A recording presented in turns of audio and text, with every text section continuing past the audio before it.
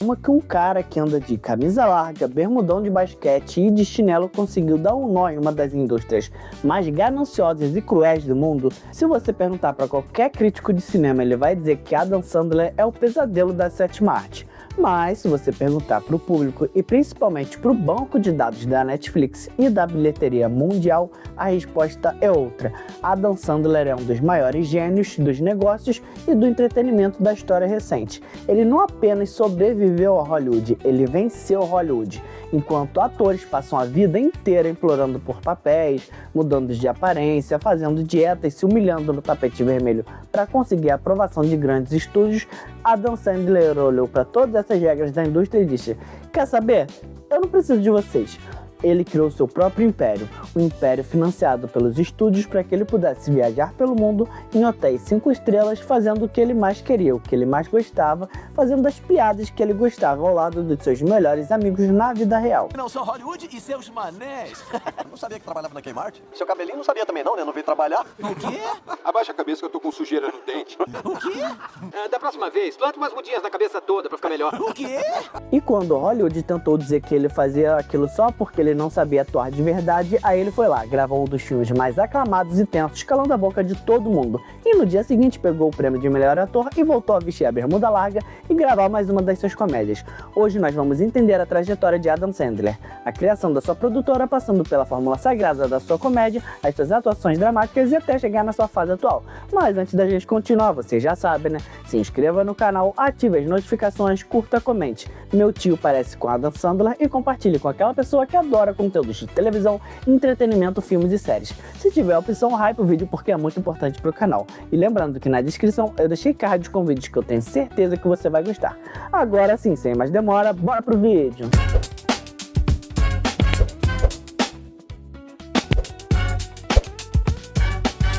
A origem de Happy Madison e a sacada genial. Para entender como Adam Sandler virou o que virou, a gente precisa voltar lá para o meio dos anos 90. Sandler era um dos comediantes mais promissores do lendário Saturday Night Live. Mas em 95, uma decisão que Hollywood se arrepende até hoje, ele e seu amigo Chris Farley, o Shrek original, foram demitidos do programa. E para a maioria dos atores, ser demitido daquele programa seria o fim da linha. Mas Sandler enxergou uma coisa que ninguém tinha visto antes. Se ele continuasse dependendo de diretor e produtor para escalá-lo, ele ia passar a vida inteira fazendo papel secundário em filme que ele não gostava ou que ele não achava engraçado. Hollywood não entendia o humor dele. Era abobado, sim, mas era genuíno e tinha uma mensagem. E tinha um coração enorme por trás também. A resposta veio rápido, em 1995 com Billy Madison, um herdeiro bobalhão. No ano seguinte, O Maluco no Golfe, onde ele interpreta Happy Gilmore. Os dois filmes estouraram e viraram um culto instantâneo entre os jovens. Sandler tinha provado uma coisa: existia um público fiel, esse público amava exatamente o estilo dele, sem filtro nenhum. E aí foi que veio a jogada de mestre. Em 99 ele fundou a produtora de cinema Happy Madison Production. O nome veio da junção desses dois filmes que o consagraram. O nome já era uma declaração ao mercado e aos fãs da intenção e dos tipos de filme que viriam. A filosofia era simples e para os padrões de Hollywood isso era ofensivo de tão direta como controle criativo total sem executivo engravatado dando palpite em piada. Ter a independência de estúdio. Ele escreve, ele produz e ele escala quem quiser, inclusive seus amigos e família. Porque em vez de contratar astros caríssimos com quem ele não tinha intimidade nenhuma, ele encheu o elenco com quem ele já conhecia de longa data, como Rob Schneider, David Spade, Chris Rock, Kevin James, Steve Buscemi, Alan Culver, Terry Crews, entre outros. E mais tarde ele também acrescentou a sua esposa Jack e as suas filhas. Apenas o par romântico dele é mudado, e às vezes nem isso, como por exemplo Drew Barrymore e Jennifer Aniston, que ele fez mais de um filme. Sandler entendeu uma coisa que boa parte de Hollywood até hoje finge que não existe. Você não precisa agradar a crítica se você consegue agradar direto quem compra o ingresso. Ele cortou o intermediário, criou uma máquina de fazer filme por ele e para os fãs dele, sem pedir licença para ninguém no meio do caminho. A fórmula sagrada de Adam Sandler. Toda comédia romântica clássica tem uma mesma fórmula. Dois opostos que se estranham no início, um mal entendido no meio ou uma situação incômoda que obriga os dois a se juntarem e no final os dois ficam juntos. Adam pegou essa mesma estrutura e criou a versão dele. Em quase todo grande sucesso, o personagem segue o mesmo molde. Um cara meio infantilizado, com camiseta de time, boné e bermudão de basquete, com um coração de ouro, mas um pavio curtíssimo. Ele explode de um jeito absurdamente engraçado. Um sujeito simples, bem com a vida, subestimado por todo mundo ao redor. E na virada, esse bobalhão atrapalhado termina o filme com a garota mais bonita, mais inteligente e a mais charmosa da história. Isso não é acidente, é cálculo. O público não queria ver o galã inalcançável na tela. queria ver o cara engraçado da turma vencendo no final. É identificação pura, sem um meio termo. Vou exemplificar aqui alguns filmes. Em 1995 tivemos Billy Madison, um herdeiro mimado que precisava refazer da pré-escola ao ensino médio em meses para herdar a empresa do seu pai. Ele precisava amadurecer para provar ser capaz. Nesse processo, ele conhece sua professora e se apaixona por ela. No final, os dois ficam juntos. Em 96, chegou um maluco no golfe, onde Happy Gilmore é um jogador de hóquei fracassado que descobre uma tacada absurda e invade o mundo chique do golfe para salvar a casa da avó dele. Tendo um temperamento explosivo, mau comportamento diante da elite e um coração gigante, nesse contexto ele conhece a diretora de relações públicas de golfe, Virginia. Ela se apaixona por essas qualidades dele e os dois ficam juntos. E é claro que ele ganha o torneio.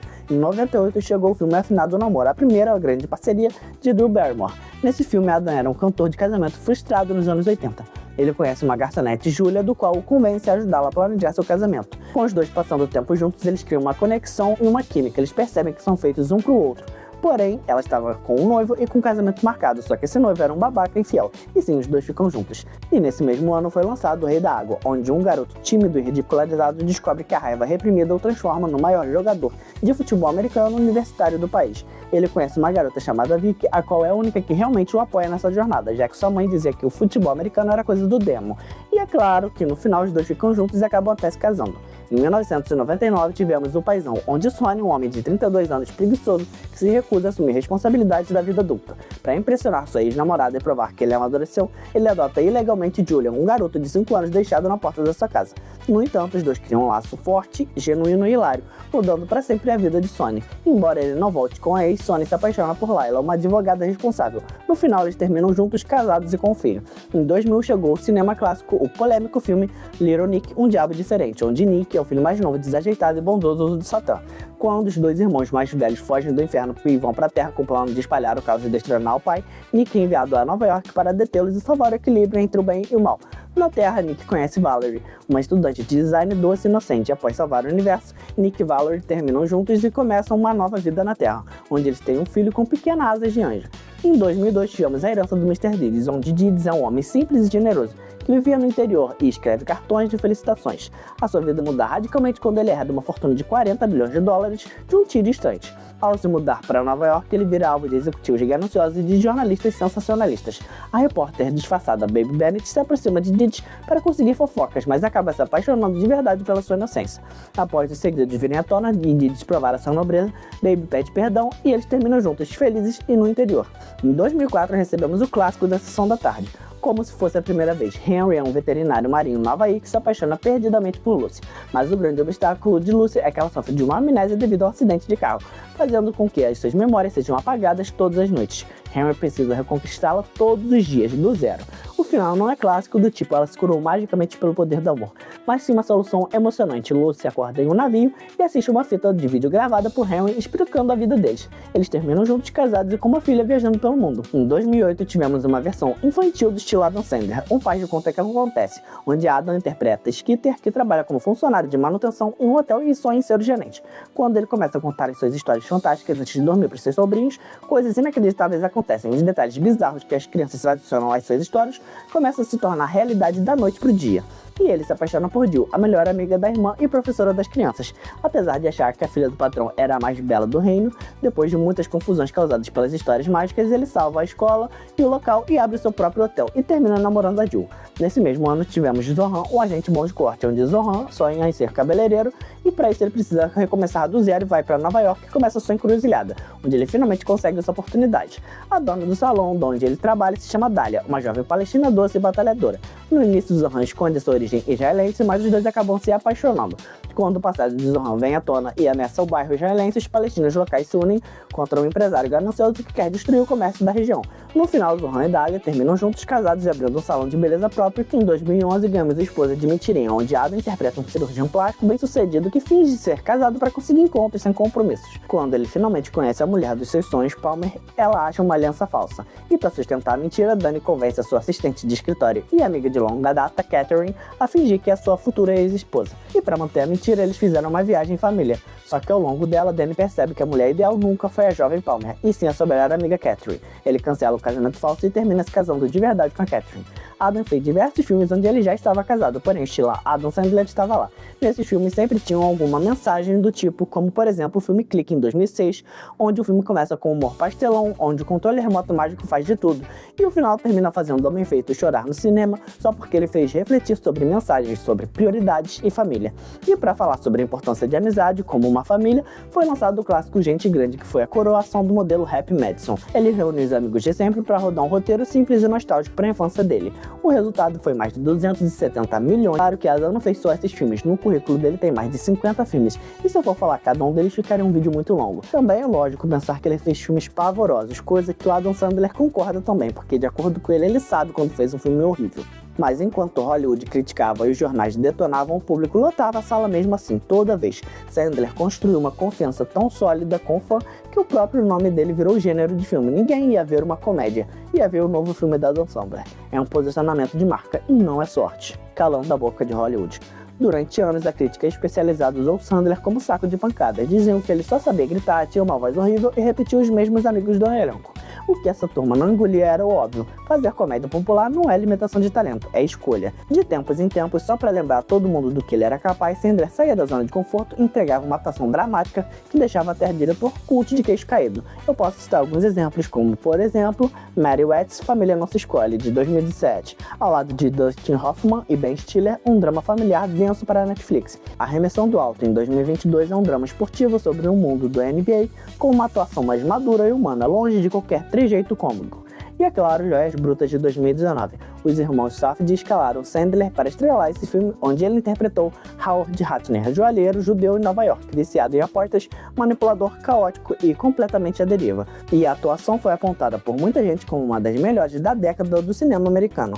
Ele levou o Independent Spirit Award de melhor ator e entrou em todas as listas possíveis de indicado ao Oscar. Só que ele não foi indicado, e isso gerou uma revolta pública, mas a mensagem já tinha sido dada, do tipo: eu sei atuar em mais alto nível do cinema mundial, eu só prefiro divertir fazendo comédia com os meus amigos para os meus fãs. E o que Adam fez depois de ser aclamado mundialmente, a mídia e os críticos achavam que agora ele iria para o Dama, o qual a academia tanto aclama e adora, só que eles erraram e o Adam lançou o Ralando de Hub depois de Mistérios no Mediterrâneo. Ele não precisava de um Oscar, ele só queria provar um ponto. E se você acha que isso ficou no passado, olha o que aconteceu em 2025. Noah Baumbach, o diretor de Meredith's Família Não Se Escolhe, chamou o Sandler de novo, e dessa vez para contracenar com George Clooney e Jay Kelly. Sandler interpreta Ron, um empresário fiel e cansado de um astro de cinema em crise existencial numa viagem de trem pela Europa, que vira confronto com escolhas de vida e legado. O filme estreou em festivais, passou por Veneza, Londres e Nova York, e a crítica tratou a atuação de Sandler como a alma silenciosa do filme. O cara que segura a emoção real enquanto Clooney desmorona na frente das câmeras. 30 anos depois de ser demitido do Saturday Night Live por não ser sério o suficiente, ele estava lá dividindo a cena com um dos atores mais respeitados de Hollywood num filme qualificado ao Oscar. Prova entregue de novo, e ele não fez questão de repetir a dose. Foi direto para a continuação da sua comédia depois de quase 30 anos, Happy Gilmore 2, Um Maluco no Golf 2. A nova fase, passando a tocha. E aqui está a parte mais bonita da história, e não é projeção do futuro, ela já está acontecendo agora. Sandler assinou contratos multimilionários com a Netflix que dão liberdade total de orçamento e distribuição, mas em vez de guardar esse poder só para si, ele começou a usá-lo para abrir espaço. Cada vez mais ele assume o papel de produtor executivo e coadjuvante de luxo, deixando o brilho para a nova geração e para sua própria família e suas filhas, Sadie e Sunny. As duas apareciam desde pequenas em pontas nos filmes do pai, mas nos últimos anos isso mudou de patamar de verdade. Em 2023, a Netflix bancou a adaptação do livro de Fiona Rosenblum e o filme virou um retrato perfeito dessa virada. Sunny assume o papel principal como Stacy, uma pré-adolescente enfrentando dramas do próprio bar mitzvah. Sadie entra como a irmã mais velha, ácida e afiada. Jack, esposa de Adam Sandler, também está no elenco. E o próprio Adam vira um coadjuvante, o pai engraçado, estressado, que dá a piada boa pra filha e não pra si mesmo. O resultado foi um dos filmes baixos, bem avaliados de toda a Happy Madison, com aprovação de mais de 90% no Rotten Tomatoes e elogio direto ao talento natural delas. Em quase 30 anos depois do filme que o batizou a produtora, veio a sequência, e ela virou literalmente um evento de família passando o bastão dentro da própria ficção. Sunny interpreta Vienna, filha de Happy Gilmore na trama. Sadie faz uma ponta como Charlotte. A mesma estrutura de sempre e os amigos de sempre. só que agora com as próprias filhas dividindo a tela com ele dentro do universo que o consagrou. É simbólico até demais. O filme que inaugurou o Império agora serve como porta de entrada oficial para as herdeiras dele. E as coisas não param por aí. Sadie acabou de estrelar a comédia universitária Colegas de Quarto na Netflix. Sunny vai liderar o elenco de Don't Say Good Luck, ou seja, não é mais uma ponta em filme do pai, é protagonismo próprio, contrato próprio, carreira própria, construída em cima de uma estrutura que o pai passou 30 anos erguendo para que elas não precisassem repetir os mesmos abusos de portas fechadas que ele enfrentou no começo. Sandler está fazendo algo raro em Hollywood. Usou o próprio dinheiro, a própria produtora e o próprio nome para pavimentar o caminho seguro e profissional para as filhas, sem que elas precisem implorar para aprovação de ninguém, do mesmo jeito que ele nunca precisou. O verdadeiro vencedor de Hollywood. No final das contas, qual é a lição real da carreira de Adam Sandler? Hollywood sempre tentou ditar as regras. Quem é bom ator? Quem merece o prêmio? Qual filme tem valor? Sandler ignorou tudo isso. Ele entendeu que o sucesso de verdade no cinema não é ter uma estatueta dourada na estante, é ter liberdade para fazer o que ama, do jeito que quer, cercado das pessoas que você ama. Ele passou a carreira ao lado dos mesmos amigos de sempre, manteve a família dentro do próprio trabalho, construiu uma base de fãs que sabe exatamente o que vai encontrar quando aperta um play no filme dele. E agora, quando a coisa começa a se encerrar para ele, ele não vai sair de cena. Ele empurra as próprias filhas para dentro do palco que ele construiu do zero. Sandler não precisou se curvar para Hollywood, fez Hollywood se curvar ao estilo dele. Mas e você? Qual é o filme favorito do Adam Sandler? Aquela comédia clássica de infância ou a fase dele de Joias Brutas ou de Kelly? Comente aqui, aproveite para se inscrever no canal, ativar as notificações, curtir, compartilhar e hypar o vídeo se tiver a opção. E não esqueça que na descrição tem vídeos que eu tenho certeza que você vai gostar. E lembre sempre, cuide dos outros, cuide de você. Acertar e errar faz parte, desistir não. Te vejo no próximo vídeo, abraços, fui!